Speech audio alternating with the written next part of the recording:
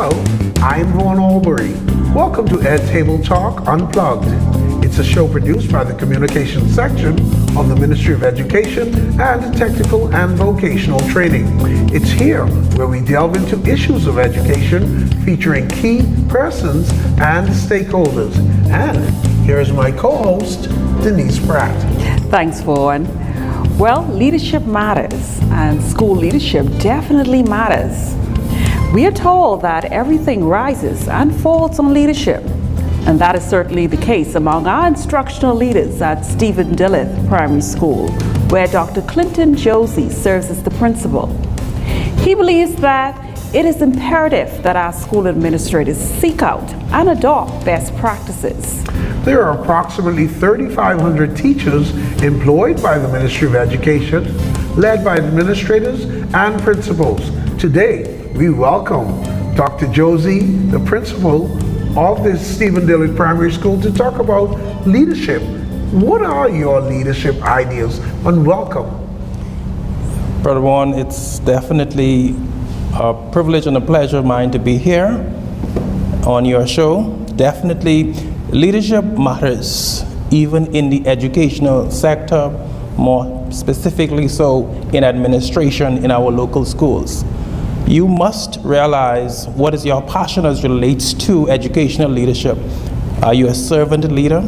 Are you engaging the leaders who are around you to make sure that they are growing and developing and gaining as much success as possible in the areas that they are planted? What makes you a leader? I reviewed this question many times, and I've come to the conclusion that servanthood is very important. Being a servant leader, meaning that you just not only lead by example, but being with your people and following along with them and assisting them with the path to success. Because at the end of the day, you want to be walking alongside with them. You want to ensure that they're gaining success. At the end of the day, as I repeat earlier, we must see, even if it's small success stories, you must see success stories, even in leadership. Now, Dr. Josey, you are such a doctor. You have a PhD. Yeah. Tell us a little bit about your educational journey and perhaps why you decided to pursue a PhD as a school administrator. Most certainly. Excellent question, and thank you very much. I grew up on the family island, Megwana to be exact, Betsy Bay, Megwana, and I went to Betsy Bay all-age school. My decision to become an educator, teacher at the time in the local community of Betsy Bay, when we look up to the leaders in the community, we had the commissioner, we had the police officer, the nurse and teacher. And pastor. Of course, we had that vocation as well, pastors who really did an excellent job as community leaders and builders. So I decided to impact the future generation. Let me take a hand at being a teacher, because I saw great teachers like Mr. Bourne, Miss Murphy, God bless her soul, and other teachers, even the Director Taylor, who taught in Megwan at one time, teaching us, and I want to emulate what they did. So I decided to become an educator and to stay in the primary school section, because I believe in bending the tree whilst it's young. I think at the primary school age, you're able to instill discipline and law and order and some basic tenets and principles in the lives of our children, our nation's darlings, so that they can grow into being successful citizens, not just in the Bahamas, because we live in a global village at this time, definitely, to make their marks across the world. So you left Marijuana and you decided to matriculate here at the college? Yes, College of the Bahamas, and been there for a great time thanks to the Kiwanis Club of Cable Beach, who sponsored my education at the time. Okay. I did primary education, and then I continued with the B.Ed in education, and then I did a master's in public administration, PhD in organizational leadership, because I believe in leadership. I believe in making it right. I believe in assisting, giving my all and my efforts into assisting to make sure that we not just have best practices, but best results. Now, I know that some schools, and perhaps Stephen Dillard is one of them, are more located more in the low end of the socioeconomic sector. And sometimes persons look at those communities and say, well, you know, maybe they may attach certain certain words to certain communities. How would you look at your process of Stephen Dillard in terms of formulating school spirit and so forth, even though you're in a lower level community, in terms of finances, I meant? How do you maintain school spirit? How do you maintain school pride? How do you work on that? Most certainly. As I mentioned earlier, piggybacking on where I grew up on a family island in conditions that are similar to those that exist presently in the Stephen Dillard Primary School community. Mm-hmm. We have to go back to the basics, which means teaching our parents that education is important and it can carry you places. So that's one message that we preach strongly, not just among our student body, but also among our parents and of course our stakeholders, so that they can see the vision of us trying to ensure that every single child in that community gets the best education from the best teachers that the Bahamas have to offer at Stephen Dillard Primary School. Of course, we have to instill in them some basic routines, very important. Self-actualization, understanding that I must come to school, understanding that I must avail myself to the knowledge and the opportunities that the teachers are offering me, understanding that the area of Stephen Dillard Primary School, Nassau, is not just all we have to offer in the world. The world is bigger than where we are living. There are many opportunities, and I will bring in judges and lawyers and doctors and nurses who would partner with us, who went to Stephen Dillard Primary School, to show them that, yes, the former MP Travis Robertson, who went to Stephen Dillard Primary School, bring them in and say, listen, it is possible. Don't stop dreaming. This place, Stephen Dillard Primary School, is sacred in your community, and you must treat it as such. And when you enter these walls, number one, you must enter on time. You must come prepared to learn, and you must understand that this is called school. School is a place of teaching and learning, a place where there are teachers, wonderful, excellent teachers teaching, and some bright boys and girls ready to learn. Well, you must, I like what you said, but I'm sure you must have some obstacles, some challenges. What are the mindsets of the parents, of the students, and how do you get that to adopt to your ideals of what is possible for your students at Stephen Dillard? Certainly, yes. Parental involvement is a challenge. Parental mindset, that's where I want to go first. And parental mindset, because it's the mindset that gauge how involved that you're going to be. When I review, and we are constantly reviewing the data and understanding the parents in the community, a number of them you see experience failure at school. And this is one of the communities where probably early in the years they might have failed their classes.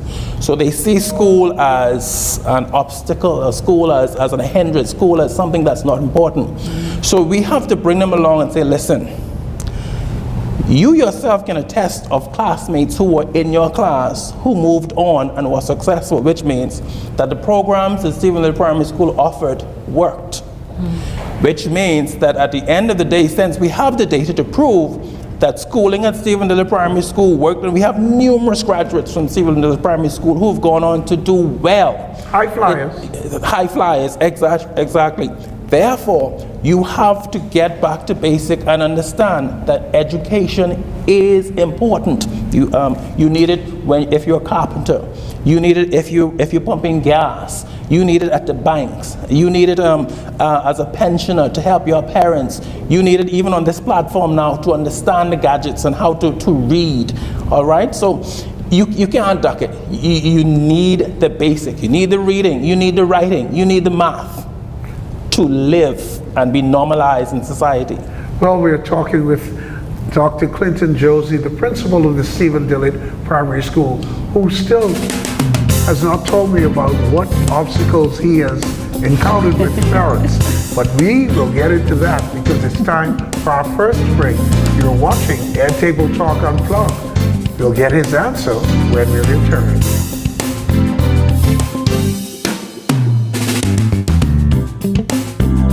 Life is filled with challenges, but this should never be an excuse to give up.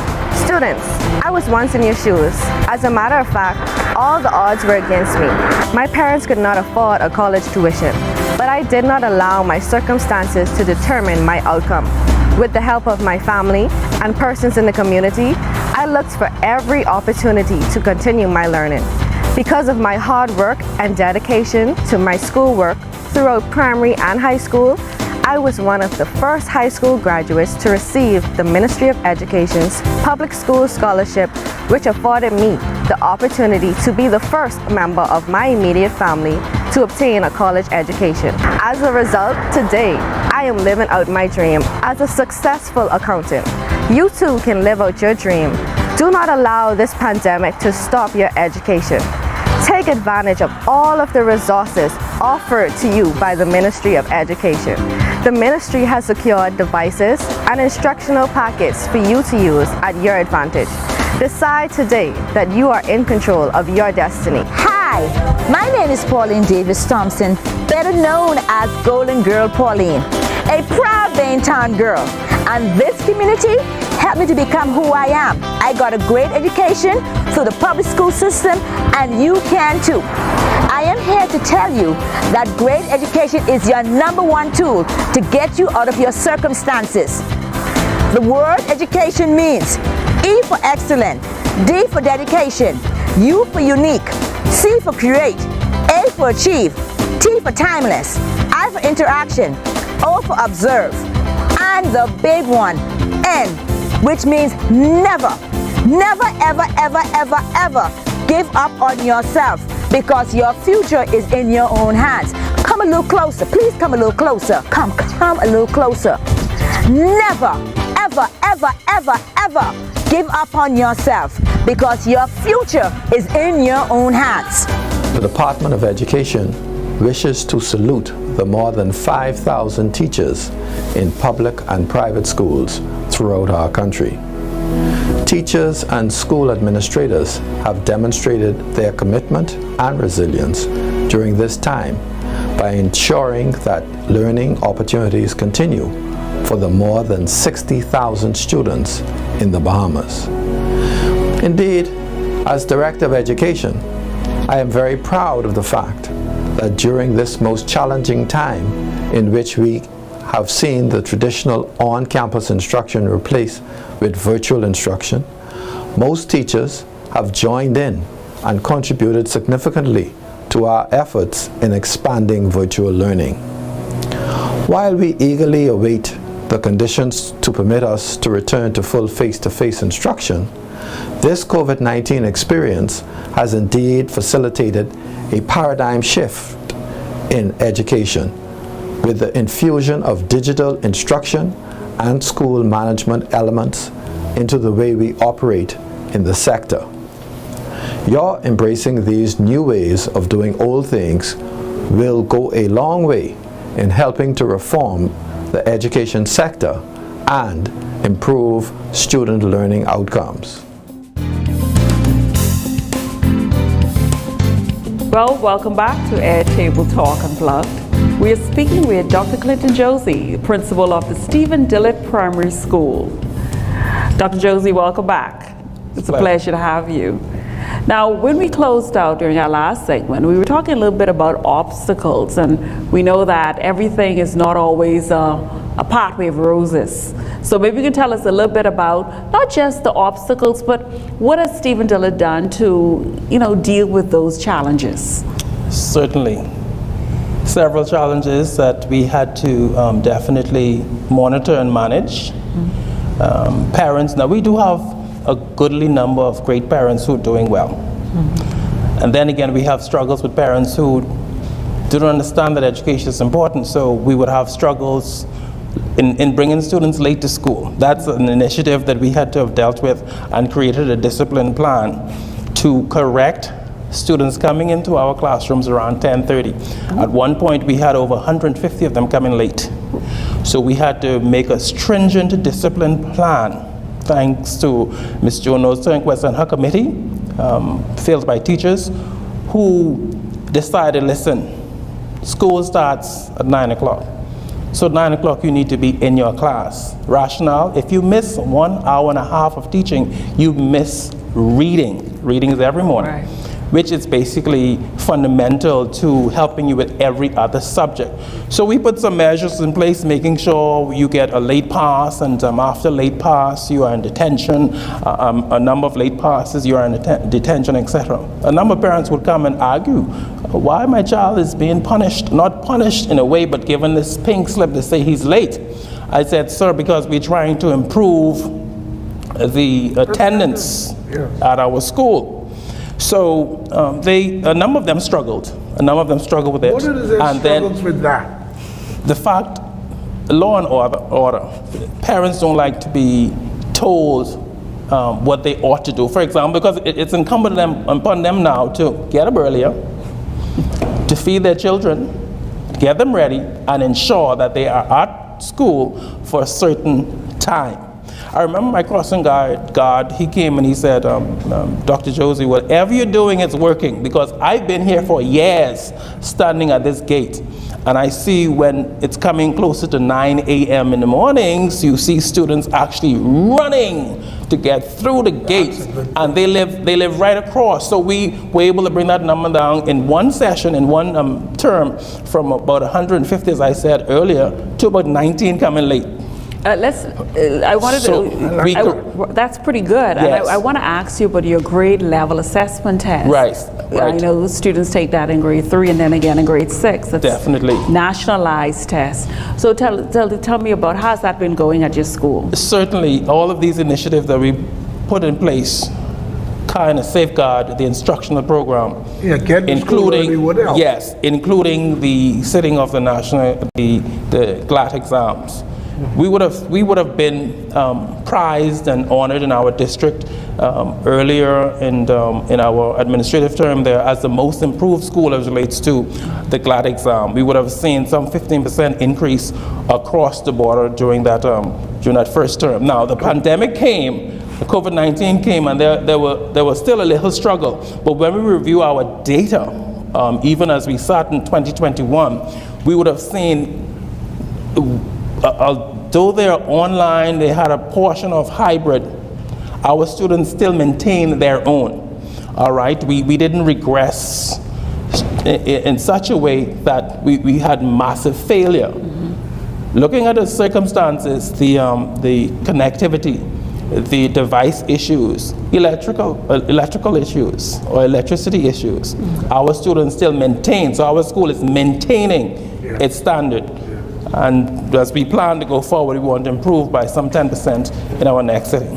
Well, that can only work with collaboration, the collaboration of getting kids to school and your teachers. Tell us about your teachers. You're the leader there, and we say leadership matters. Tell us about the partnership that involves your teachers. Most definitely, and we began with BUT, the Bahamas Union of Teachers, our shop stewards on campus, and of course we have cordial meetings, and we bring them along to explain to them what are our plans. All right, and they have a discussion. As we meet in committees, you must have BUT on, you must have the guidance counselors on, you must have the teacher of the year on your committee to spearhead the initiatives at your local school. One of the things that I implemented there was making sure they have our instructional staff have a clear understanding of what it is that we're looking for as relates to ratings. So we clearly delineated and explained to them, if you want a 4 in this area, if you want a 5 in this area, these are the things that we are expecting you to do. So we had the necessary training, whether it's in objective writing, whether it's in creative writing, whether it's in math. We had a number of math sessions, whether it's in dealing with student engagement, hands-on activities.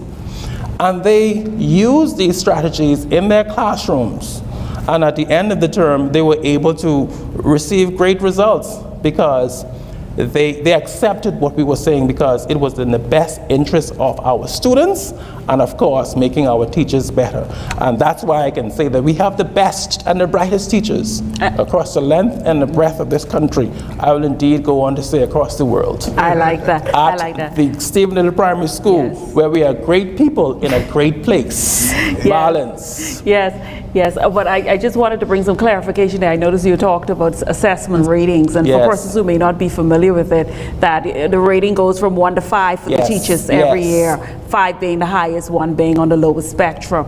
So if you're able to get your teachers, obviously, to increase their ratings, then they can produce better results, and I guess that's the mindset. So Stephen Dillard seems to be on the right path. Yes, and I want to, if you don't mind, let's put a plug in here because it speaks to teacher efficacy and student productivity. Yes.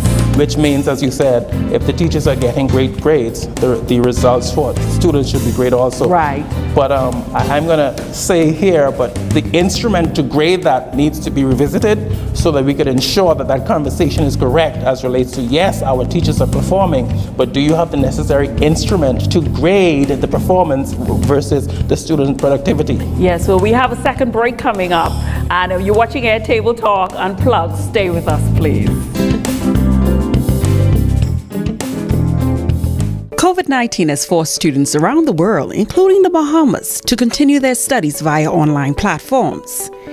Here are some tips to help you successfully navigate through this new way of learning.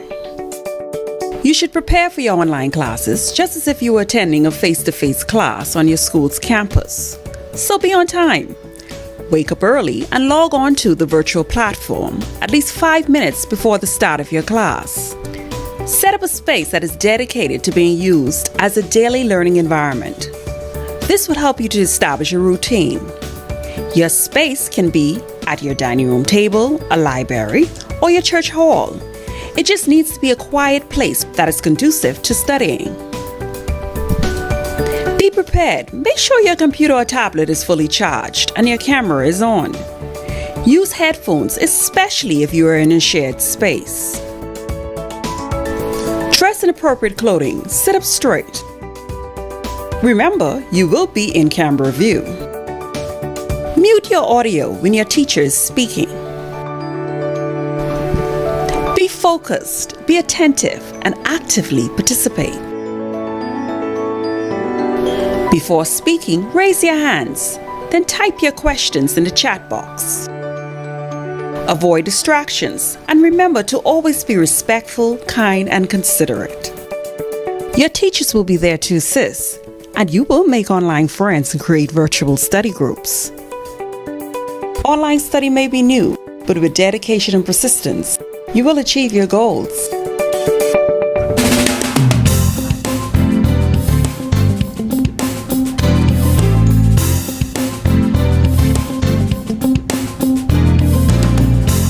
Welcome back to our final segment of Airtable Talk Unplugged. We have Dr. Clinton Josey, the principal of the Stephen Dillard Primary School, and we welcome Chakia Charlton, a teacher at the C.I. Gibson Secondary School. In fact, you're the math teacher. You told me earlier during the break that your 11th grade, 40 of them, and they're all on the virtual school. Yeah. That is very good to hear. How important is math? Math is very important. I don't think I could express it any other way because it's in every aspect of our lives. So anything you could think about, math is there. Wow. I have a quick question for you. Do you think that our students are entering the secondary school fully prepared from the primary school level? And I'm going to throw this also to our principal Josey here, but just your views. What recommendations would you give? In terms of the students joining, coming to high school, and Are they ready? there are some that will be ready, and then there will always be the ones that aren't ready, and so you will always have a mix of both. So you can't really say who's ready from who's not. How do you determine your high flyers? In your class of 40, and they're all on the virtual school platform, you're teaching them. How do you teach them on that level? Well, to determine, the high flyers would usually always be the ones that want to answer every time, and so you will have to say, well, hey, let me hear from someone else at this time, or if you notice there's someone you didn't hear from as yet, then you just call on their name, and most times they do answer. Some of them probably won't. I don't want to big up Meguana, but you two represent Meguana. But in particular, you as a math teacher, and you're having 40, all of your students, your 11th grade students, they are engaged. That tells me something about your leadership skills.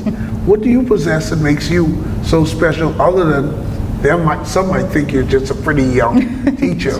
I think it's just the way I present the content. I try to make it as relatable as possible, because of course many of them, we would always have a conversation at the beginning of class, at the beginning of the school year, where I always, like how I say math is in everything, I would always say throw out a topic and I'll tell you how math is involved. So it's just trying to build an appreciation for the subject. There you go. Well, Principal Josey, my original question, I'm not going to put to you. Do you think our primary schools are fully preparing our students in the math area to enter high school? Yes, this has been a question and a debate for a while, and we are delightful to be engaged in partnership with our junior schools with this conversation. Stevenage Primary School have sent on 72% of their children, our children, are achieving GPAs of 2 point above this past summer, so which means that we are preparing our students for the reception at junior school level. However, the math discussion is still there, the basic adding and subtracting and the actual 4 operations, which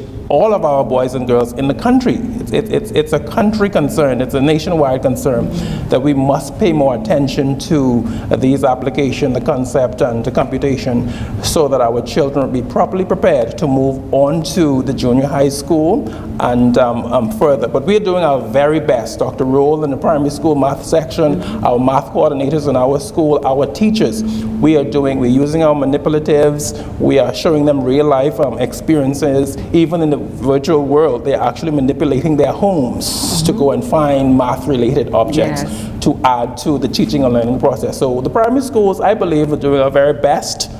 There's always room for improvement, but I believe we're doing our very best to enhance. We spoke a bit earlier about following best practices. Now we know that there are some schools where there may be some results that are much higher than other schools. Right. What is in place to perhaps adopt certain practices that you may find to be suitable to deliver the lesson? How do you do that? Certainly, you must, as educational leaders, always model and monitor what's happening in your classroom and motivate your teachers to exercise best practices.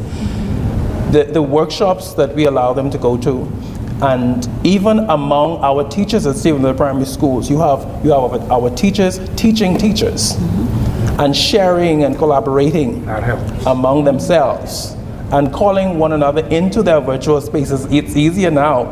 Come, let me show you the best practices in my classroom. Or I'm going to do a video clip, and when I'm finished the Zoom presentation, I'm going to share it with you so that you are better able to, on Friday, on our enrichment days, our teacher of the year, Ms. Colby, she holds private sessions for our teachers to share best practices and also to learn more about our new platforms. Enrichment days, what's an enrichment day?